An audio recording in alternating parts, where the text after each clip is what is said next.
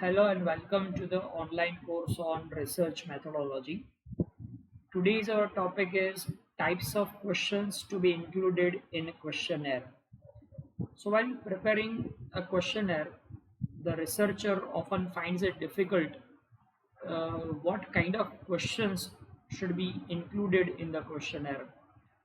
If the uh, researcher includes a single kind of questions in whole the questionnaire, it happens that the respondent may feel bored to respond to the questions.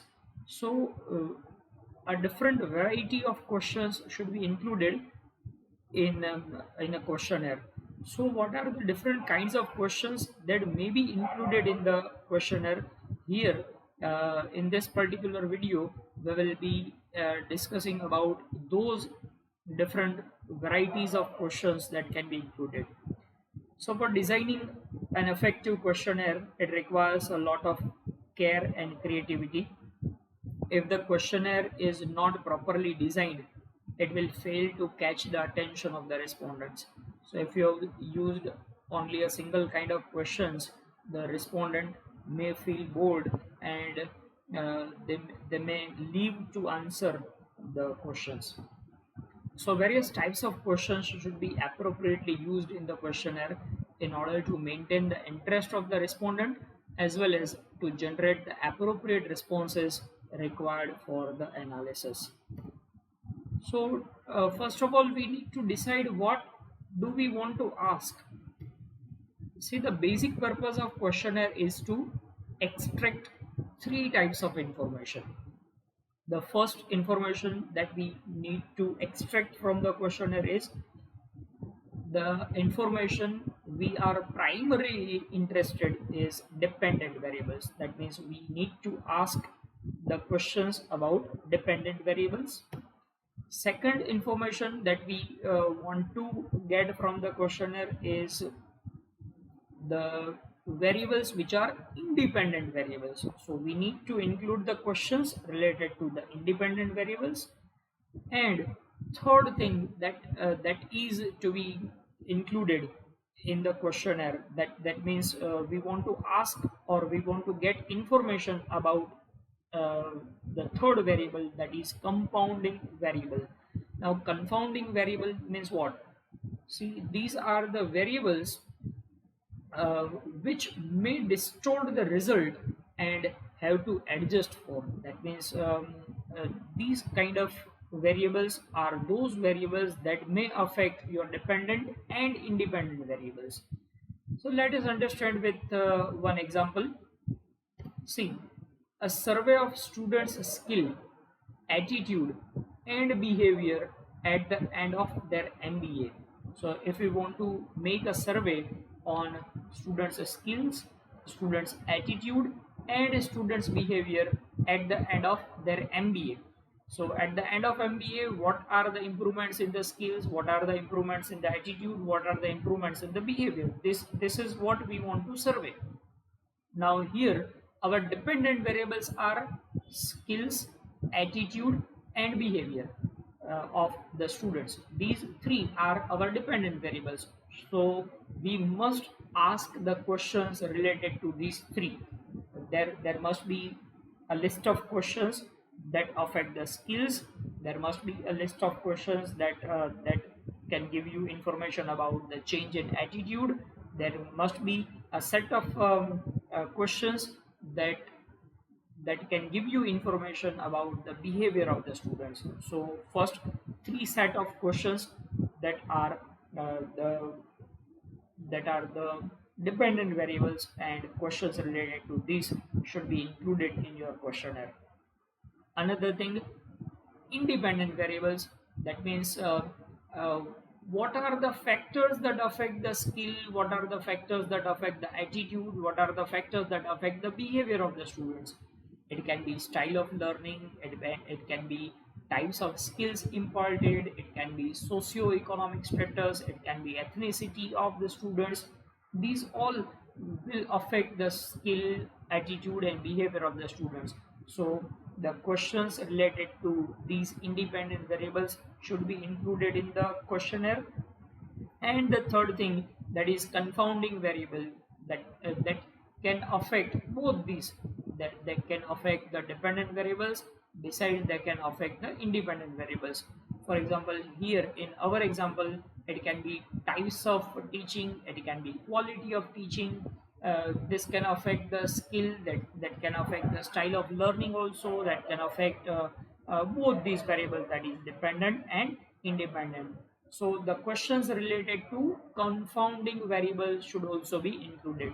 So uh, in designing this survey, the researcher may include these three different types of questions, that is the questions related to dependent variables, there should be questions related to independent variables, and there can be questions related to confounding variables.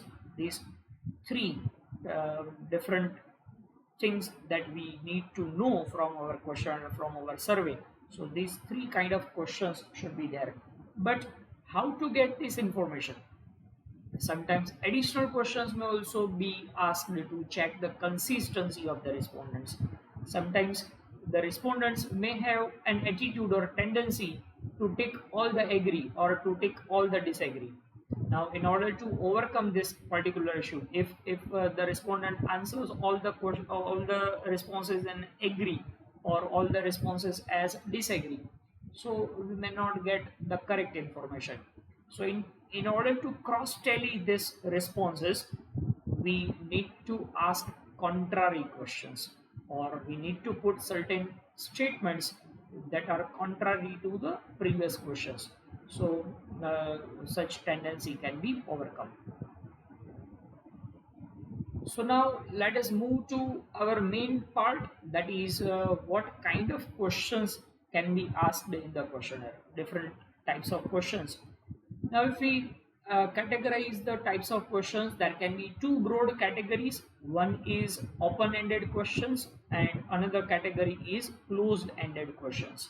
Now open-ended questions can further be divided into numerical open-ended questions and text open-ended questions. Now, text open-ended questions can further be classified as completely unstructured questions, word associations, and sentence completion questions.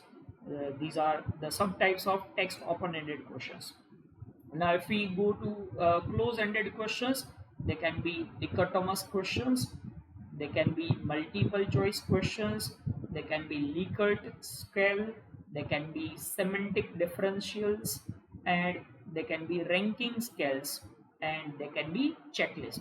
So six are the different types of close-ended questions. Now, in our further section, we will discuss all of them one by one. First of all, we are talking about open-ended questions. So, what are open-ended questions? So, open-ended questions are those questions in which the respondent can format their own answers. That means the respondents are free to answer. See, respondents have freedom to write their own answers. Such questions allow exploration of all possible themes arising from that particular issue. So respondent can think of anything and they can respond to this particular question. When it is required to quantify the data, such questions are not useful. So if you want to quantify, if you want to measure the result in quantitative terms, in that case, open-ended questions are not very much useful. From the viewpoint of analysis, such descriptive questions are less useful because everyone can describe one single situation in their own words.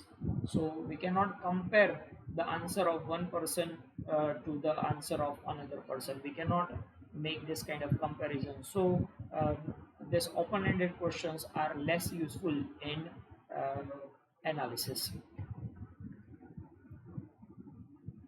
So the subtype of open-ended question is the first one, numerical open-ended questions. There can be the questions that has to be answered in numbers. So numerical open-ended questions are the questions in response to which the respondent have to answer in numerical is called numerical open-ended questions. The respondents have freedom to write the number they wish. For example, how many times have you watched this movie? Now, answer to this question can be any number. A respondent can answer 3, a respondent can answer 5, a respondent can answer 100. It can be any number, whatever may be the response. So, this is called numerical open ended question. Now, another type of open ended question is text open ended questions. Here, the person does not have to write any number, but the person has to describe the text. Now, the text open ended questions are those questions, the responses to which have to be given in a descriptive manner. That means the person has to describe certain things. The respondents are free to write their own thoughts. Text open-ended questions can further be classified into 3 categories that can be completely unstructured, there can be word association, and there can be sentence completion. Now let us understand them. The first one is completely unstructured open-ended questions. It is a question in response to which the respondent are free to answer in almost innumerable ways. That means you can answer anything that comes to your mind. There is no restriction for responding to such questions. For example, what is your opinion about the art gallery? So a person can describe anything about the art gallery. So this is considered as completely unstructured open-ended question. And then another is word association. You are given certain word and you have to associate that particular word with another word. So this kind of questions can also be included. Word association test is one of the psychological technique in which the subconscious behavior of an individual is tested. In this test, a word will be displayed in front of the candidate for 15 seconds and he or she has to describe that particular word in a meaningful sentence. Or there may be several ideas related to that particular word, but an individual has to write the one which is very much spontaneous, the idea which immediately spurs into the mind of the respondent that he or she has to describe. Let us take one example. See, what is the first word that comes to your mind when you hear about the following? See, 3 words are presented in front of the candidate. The first word is youth. So the respondent is asked, when you hear the word youth, what comes to your mind immediately? You have to describe it in the blank. When you hear about success, what comes to your mind? You have to describe it in that blank. And when you are hearing about worry, what comes to your mind? You have to write down beside the blank. So this is considered as word association. Another type of open-ended question is sentence completion questions. Now, sentence completion, incomplete sentences are presented one at a time in front of the respondents, and the respondent have to complete that particular sentence. This type of questions is used for analyzing the psychological behavior of the respondents. For example, when I choose to attend a webinar, the first consideration in my mind is, and blank is given. So the whatever first consideration comes to the mind of the respondent, he or she will describe that consideration in that particular blank. So this is considered as sentence completion. So these were all the types of open-ended questions. Now we are moving to the second part. Second part of question is close-ended questions that can be included in the questionnaire. So close-ended questions are also known as forced choice questions. This is another name of close-ended questions. In this type of questions, the respondents are forced to choose between several given options. You cannot write down your own option. You have to select one out of the given options. It is easy and quick to fill. So respondent does not have to think much on this kind of questions because the options are given in front of him or her, and he or she has to select one option, whatever the option deems fit to him or her. Such questions minimize the discrimination. It is easy to code, record, and analyze the result quantitatively. So when we have to convert the responses in a quantitative terms, closed-ended questions are included in the questionnaire. It is easy to report the result of this kind of questions. So what are the different types of closed-ended questions? The first type is dichotomous questions. Now dichotomous means there are only two responses that can be either yes or no. So when there are only two responses, it is considered as dichotomous questions. Dichotomous word itself means two. So a question which offers two answers choice is called dichotomous questions. For example, do you know about the new education policy? The answer to this question can be either yes or no. So respondent has to select between these two only. So this kind of question is known as dichotomous question. Another category of this type of question, that is closed-ended question, is multiple choice questions. So questions offering three or more answers choice is called multiple choice questions. For example, what is your marital status? Now response to this can be single, it can be married, it can be divorced, it can be widowed. So respondent has to select one out of the given options. This is called multiple choice question. Another kind of closed-ended question is Likert scale question. Likert scale question, that means five categories are given and respondent has to respond accordingly. So the Likert scale, the term is named after American social scientist Francis Likert. Francis Likert, who devised this approach in 1932. So Likert scale are widely used in social and educational research. In this type of questions, a statement is given with which the respondent shows a specific amount of agreement or disagreement. For example, economics is an interesting subject. Now the respondent has to agree or disagree on this particular statement. Now the five set of responses are given. The person may be strongly agree to this statement, maybe agree to this statement, he or she may be totally undecided, or disagree, or strongly disagree on this particular statement. So this is considered as Likert scale question.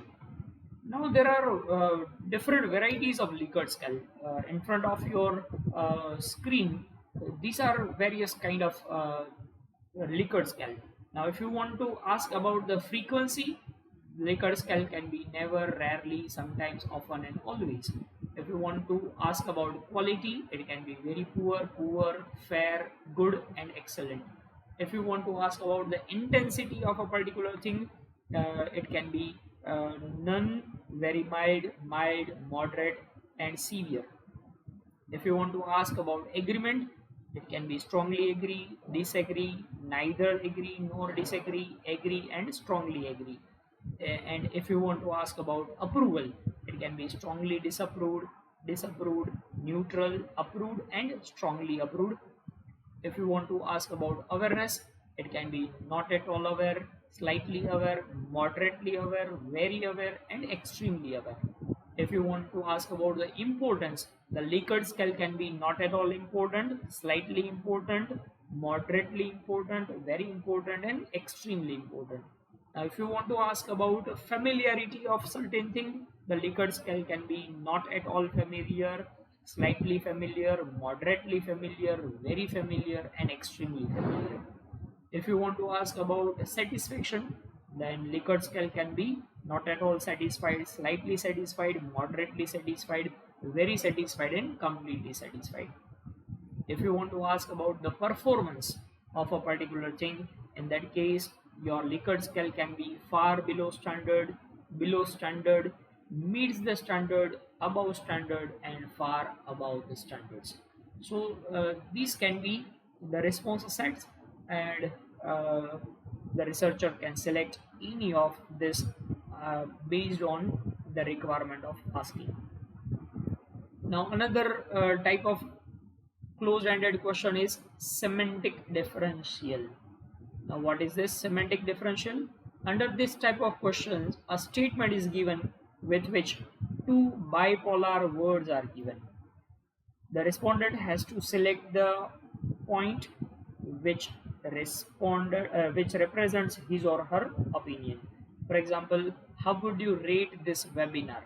Now, if this question is asked below this kind of uh, bipolar, that means extremely interesting and extremely dull, these two words are given, so the person has to select uh, any number between these two. If a person selects 1, it means that it is very extremely interesting. If a person selects 10, it means that the webinar was extremely dull. So in that manner you can select. Now this semantic differential can be a diagrammatic also. This can be like this: extremely interesting, the person has to mark a point here, or if it is extremely dull, the person has to mark a point here. So this can be a diagrammatic semantic differential. Another is ranking scale. Another close-ended type of question is ranking scale questions. Now under this type of questions, a list of options is given and the respondent has to rank the options according to their priority. For example, please rank your liking for the following facilities at our amusement park. Now give number 5 for most liked and give number 1 to least liked uh, facility. Now below that, a list of facilities given: food facility, ambience, service staff, entertainment zone, children zone, or it can be a number of items.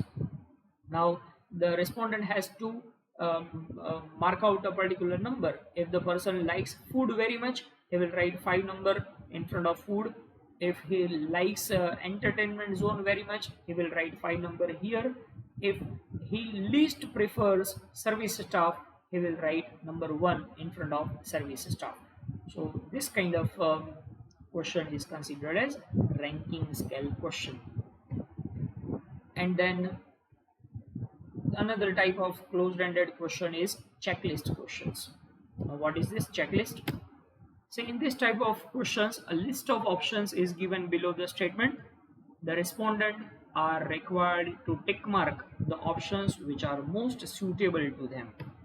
For example, circle the facility that you are most interested for our amusement park. So below this, the list of facilities is given. Now in this list, person has to circle the one that he likes the most. If a person likes the ambience of the amusement park, he will circle around this. If a person likes children zone, he will circle around this. So this kind of questions can be included in checklist kind of questions. So these are all close-ended questions. So these are the different types of questions that can be included in a questionnaire. The researcher has to select a particular question based on the type of response that he or she wants to gather from the respondents, and besides that, the researcher has to think of the objectives or the topic for which he or she wants to get information. So based on this, I hope this will be very much helpful to you while designing the questionnaire. Thank you very much and have a good day. Goodbye.